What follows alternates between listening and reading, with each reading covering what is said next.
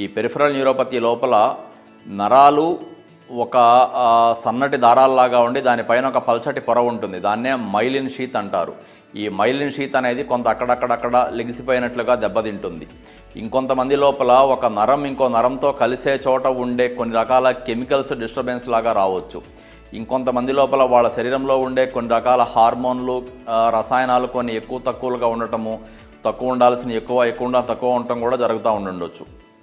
ఈ పెరిఫెరల్ న్యూరోపతితో బాధపడే వాళ్ళు ఎవరైనా సరే దీన్ని పూర్తిగా తగ్గించేయటము, దీన్ని పూర్తిగా ఆపేయటము అనే దాని యొక్క ప్రయత్నం చేస్తే కొంతమంది మాత్రమే సక్సెస్ అవుతారు.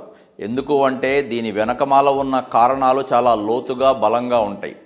ఎవరైతే ఈ వెనకమాల ఉన్న కారణాన్ని గట్టిగా పట్టుకోగలమో, పెరిఫెరల్ న్యూరోపతి రావడానికి ఎక్కడి నుంచి వస్తుంది, రక్తంలో మార్పులా, హార్మోన్లో మార్పులా, కెమికల్స్లో మార్పులా, నరం మీద పొర దెబ్బతింటుందా, లేదా వాళ్ళ శరీరం లోపల ఉండే వేరే రకాలైన కొన్ని రకాల జబ్బులు ఇలాంటి ఇబ్బందిని కలగజేస్తున్నాయా, నరం ఎక్కడన్నా నలిగిపోతుందా, లేదా గతంలో వాళ్ళు వాడిన కొన్ని మందుల ప్రభావంతో ఇలాంటి జబ్బులు ఏమన్నా వస్తున్నాయా, ఇలా అనేక రకాలుగా మనిషిని పరీక్ష చేసినప్పుడు మాత్రమే ఈ జబ్బు యొక్క కారణాన్ని మనం తెలుసుకోగలం.